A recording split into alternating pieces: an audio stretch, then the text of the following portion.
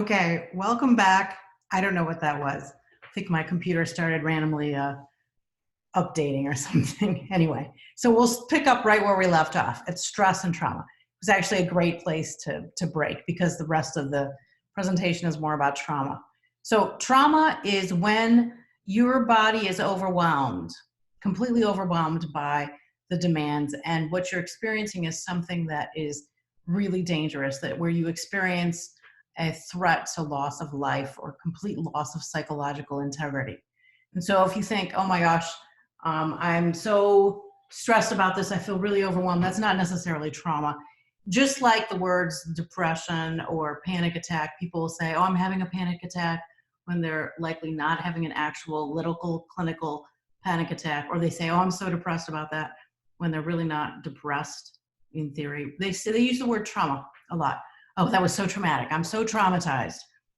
And they're not traumatized. They're just using the word just like they use a lot of other words. People do this all the time. But the actual clinical meaning of trauma is that your body is now in a state that is different than it used to be in because you went through an experience that was so extreme that your body is now convinced that you're in danger all the time. It's sort of like your brain is going, okay, so I thought that this wasn't a part of life. I'm going to have to rethink everything and redo where I think the line is. I thought the line was over there, but obviously line is like right here. So your body becomes different and you start reacting to things in a different way. So if you kind of imagine that your brain has this long hallway, let's say it's a hallway between here and the front door.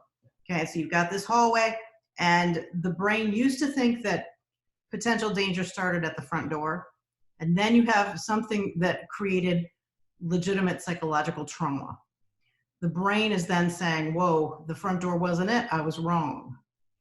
And so we've got to rethink where that line was. The line is actually like 6 inches away from me, not the front door. And so things that used to not bother you at all, they would be under your threshold, now they're across your threshold. You see that, what I did there? Threshold, Yeah, so things cross your threshold easier. Your threshold is moved. It's 6 inches away from you now instead of all the way to the front door. So trauma is very much involved with appraisal and with physiological reaction. It is not at all just in your head, and it's not even mostly in your head. A lot of it is in your body. And here's where some of the problem in treating trauma is that people treat it as if it's just in your head instead of treating the body. And what all kinds of research has shown us in particularly the last 20 years, is that you must treat trauma in the body if you're going to be at all successful in treating trauma in the head. The body has to come first. So if you think about it this way, your body is built to protect you from danger. Stress chemicals help you. They keep you alert. They do all kinds of things for you. And if the brain and the body experience something that was beyond your regular life experience, it makes sense that the brain would then reevaluate, kind of wrench things around and reevaluate so that your body gave off those same chemicals according to different data or a different appraisal of the data or a different measurement method. The 6 inches away from me instead of all the way to the front door method. And so when trauma occurs, usually what happens is you're in a situation that you can't escape and you're totally overwhelmed. You're trapped, you're terrified for your life or for your psychological integrity. So it's something that's out of the norm, right? That's what trauma is. And it doesn't always result in having PTSD. Trauma could result in no real change in your functioning. It could be that you are able to say, okay, 6 inches isn't actually where it is, and kind of get yourself back to seeing the front door is where it happens.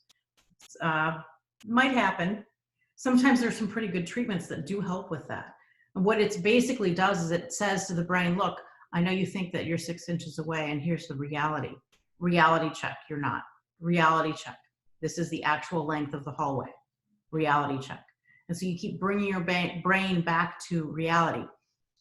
Unfortunately, people with trauma that's kind of the last thing they want to see is reality a lot of times, because terror is a thing. They just get so terrified, and you want to just shut down, avoid, ignore,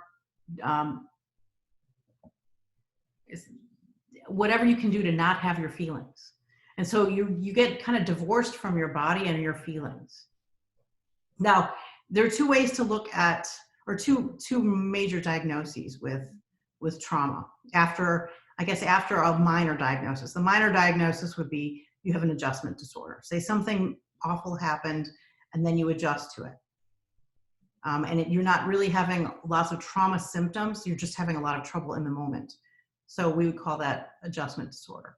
If you're having trauma symptoms and it's been less than 30 days, you could look the same exact. If it's, let's say it's 3 weeks versus it's 7 weeks, you could look the very same. The only difference is that the amount of time that's passed since the trauma.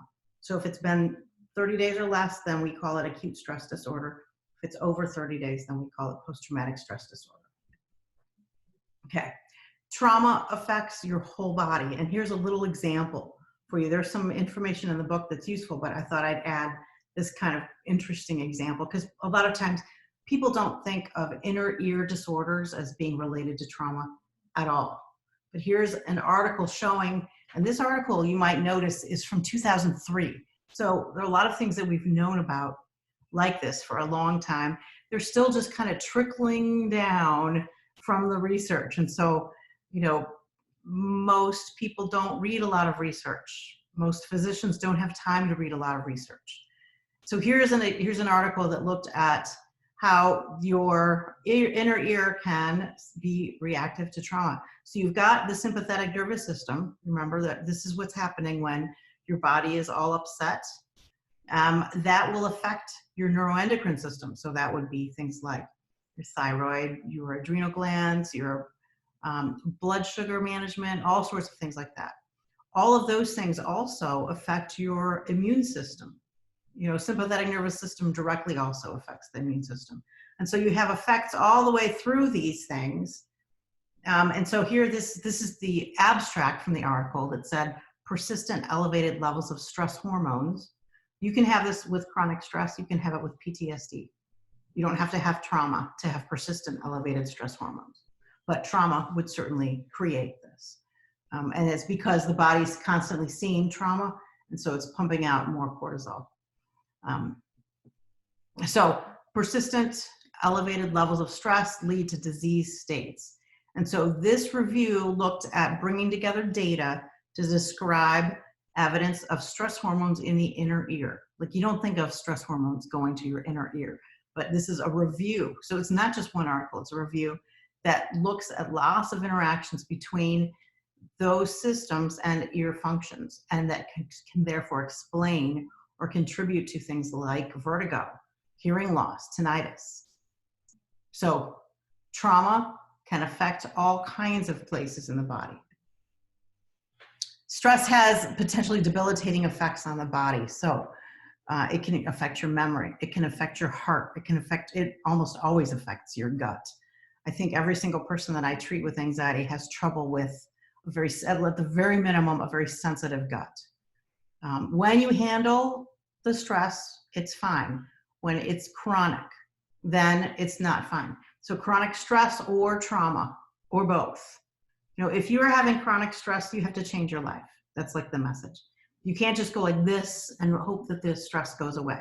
Because, I know several people that have tried that, and it really doesn't work. And so helping the body will help you prevent health problems. Trauma can create health problems through those kinds of things that we talked about just a second ago. Chronic stress, the same kind of thing. There's a study in terms of chronic stress, there's a study about Japanese businessmen who were having excessive overtime. Now, if you know many Japanese businessmen, a lot of them have overtime as a matter of course. And so what we're looking at is excessive overtime. And this is a population that isn't doing donuts and ice cream all the time. And so what they found was that Japanese businessmen with excessive overtime had 4 times the rate of diabetes. So this is, again, an example of how chronic stress affects the neuroendocrine system. So these guys are ending up with higher rates of diabetes. And you may remember when you're stressed, you're in fight or flight. We talked about this in class some time ago. When you're in fight or flight mode, one of the things that happens is your body becomes insulin resistant. And it becomes insulin resistant for good reasons, because the idea is we have to fight or flight at any moment. So we have to keep glucose in the muscles. And you keep glucose in the muscles ready to go for you to fight or flight by becoming insulin resistant. But if you're insulin resistant a lot of the time, then you're much more vulnerable to diabetes. So you can see that link. Whoops. Okay. In the chapter, I talked about CAM, complementary and alternative medicine. So CAM itself, CAM is not a great term. CAM is where you just throw every single thing that's not conventional medicine is alternative. It's sort of like a black and white. It's either conventional medicine or it's not. And if it's not, then it's CAM. And that means it could be anything. It could be things that just seem completely ridiculous, or things that actually have a lot of good evidence to back them. It's all called complementary and alternative medicine, CAM. So I don't love that term because it seems to include everything. Primal scream therapy might be CAM, as opposed to some really great evidence-based interventions, which I'll mention just briefly to you. Mindfulness and meditation, lots of great evidence. In fact, mindfulness research, meditation research, mindfulness research especially, has just exploded over the last, particularly over the last 10 years, but really over the last 15, 20 years. Mindfulness-based interventions are lots of great evidence for them. They're very legit if they're done right. There's a lot of fake mindfulness out there. So if it's like, well, my therapist told me to think of butterflies and everything will be fine. You know, I have a lot of clients who laugh at that because it's painfully true. That's not what mindfulness is. You know, you have to actually do real, actual mindfulness. There's a lot of bad advice out there, so be careful. Yoga actually has some really great advice or evidence. Yoga has great evidence for use, particularly in trauma. So what we can see is that yoga helps people with trauma calm down. It helps lower their overall anxiety. Adaptogens are a kind of herb. And so there are lots of herbs that have good advice, or again, I don't know why I'm with the advice, herbs that have good evidence for helping treat various things, trauma or stress, particularly stress. Adaptogens really help with stress. What adaptogens do is they help the body react to stress in a better way. They kind of protect the body from the negative effects of stress. Now, there is so much research on adaptogens. Adaptogens are not one herb. They're an herb that's classified not by the plant, but by the function. And so you have a wide variety of kinds of plants that act as adaptogens. And the reason they're classified as an adaptogen is because of their functioning, not because of the way the leaf is structured or how many berries they have or whatever. So they're all over the world. And so I listed some of them right there. If you can look up on the internet what kind of adaptogens there are. If you're going to look at using adaptogens, I highly recommend that you get them from a really reputable company, because you have to trust the company that you buy from, for sure. You want something with good quality. Cheap doesn't usually help you. Cheap is what cheap is. And so you want to make sure the company that you're doing business with is a company that has quality in terms of all of the things that matter with herbs. So things like when was it harvested, what time of day actually makes a difference. I know it sounds like weird, but it literally makes a difference when it was harvested, how it was planted, how it was taken care of, where was it planted. Lots of those are things really matter. You can't just go out in your backyard and raise something and figure it's going to be good quality, because there are lots of variables that affect the potency of an herb. And if you buy an herb that has very low potency, then what you're going to say is it didn't work. When you didn't really experience the herb, you experienced a really poor cheap version of the herb that it's not a good measure of what is actually possible when you get a good quality adaptogen going for you. There are lots of really interesting articles across the board in terms of what adaptogens can do for you. Rhodiola, for example, is one that has been shown to be helpful, particularly for depression. Now, most adaptogens are good for depression. Most of them are good for anxiety.